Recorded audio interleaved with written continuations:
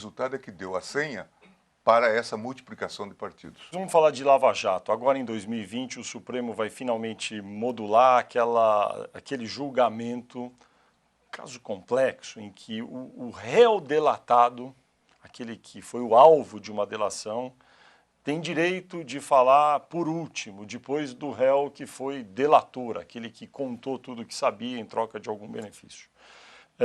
Recentemente, no final agora de 2019, o Tribunal Regional da 4ª Região decidiu que isso ainda não se aplicava, por exemplo, ao caso do ex-presidente Lula, que estava na 2ª instância, queria voltar para a 1ª instância porque não foi o último a ser ouvido.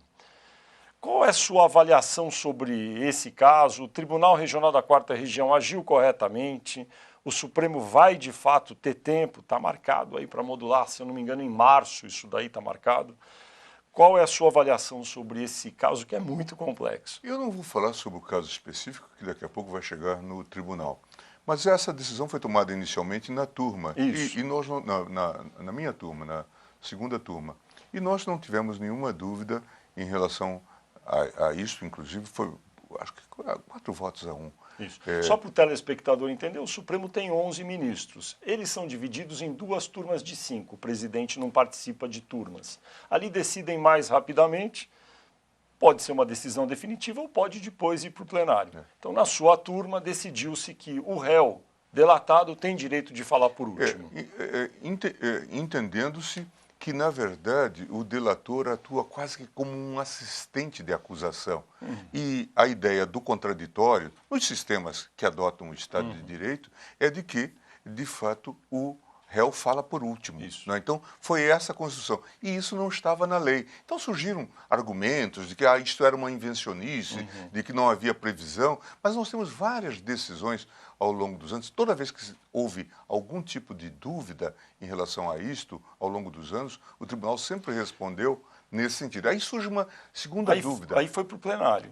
Foi para o plenário, e o plenário também chancelou Isso. essa orientação, e depois surgiu uma dúvida sobre prejuízo. Isso. Quando o sujeito é condenado, obviamente, nenhuma dúvida sobre prejuízo. Não é? Portanto, não, ele não foi prejudicado, mas ele foi condenado. Né?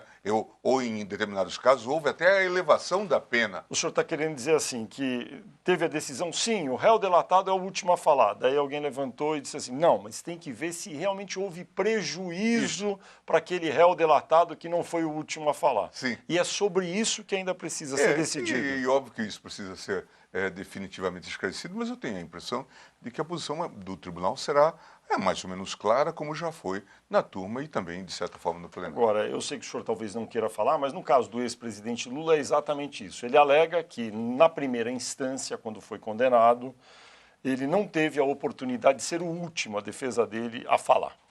Na 2ª instância, recorreu dizendo isso, queria que voltasse o caso, e a 2ª instância falou não houve prejuízo e ponto. O melhor nesses casos todos é, de fato, ser ortodoxo com os procedimentos. De fato, estabelecer as regras do jogo. Eu acompanho, como você, esse processo do presidente Lula no exterior. E devo dizer que a justiça brasileira fica em luzes pouco positivas. Colegas com quem a gente conversa no mundo todo, na França, em Portugal, na Espanha, têm uma impressão negativa da condução desse processo, por várias razões. E antes do Intercept, portanto, antes dessas revelações. E é preciso, portanto, que nesses casos, esse é um aprendizado que a gente tem que ter. Quer dizer, quando se trata de um processo muito marcado, muito heterodoxo, nós devemos ser ortodoxos. Nós devemos ser rigorosos também no que diz respeito às formalidades. Quem quiser cometer aventuras, pode fazê-lo, mas causa grande prejuízo à imagem do judiciário brasileiro. A propósito, ficou agora, imagino, para 2020, o julgamento que vai tratar da possível suspeição de Sérgio Moro quando era ministro em 1ª instância lá no Paraná, juiz federal. Agora ele é ministro da Justiça. O senhor acredita que o conteúdo das gravações da chamada Vaza Jato, conversas entre procuradores e ainda então com o juiz Moro, podem influir nessa decisão? Esse será um debate, certamente, que alguém trará para o processo. e até um debate sobre, estamos diante de provas ilícitas. Isso. E provas ilícitas podem ser utilizadas para condenar alguém? Normalmente a resposta é não. A prova ilícita pode ser usada para exonerar alguém de alguma responsabilidade criminal? Talvez sim, talvez não. Na sua avaliação? Teremos que discutir. Temos até respostas positivas em casos específicos. Vamos ter que analisar, mas certamente esse será um bonito debate na turma a propósito dessa temática. Qual é o seu juízo sobre o conteúdo das conversas dos procuradores, entre eles, com o ministro? O senhor chegou a fazer críticas pesadas ao conteúdo quando apareceu. Eu tenho a impressão de que é algo muito sério. Por que, ministro? Porque, de fato, nós não conhecemos essa integração.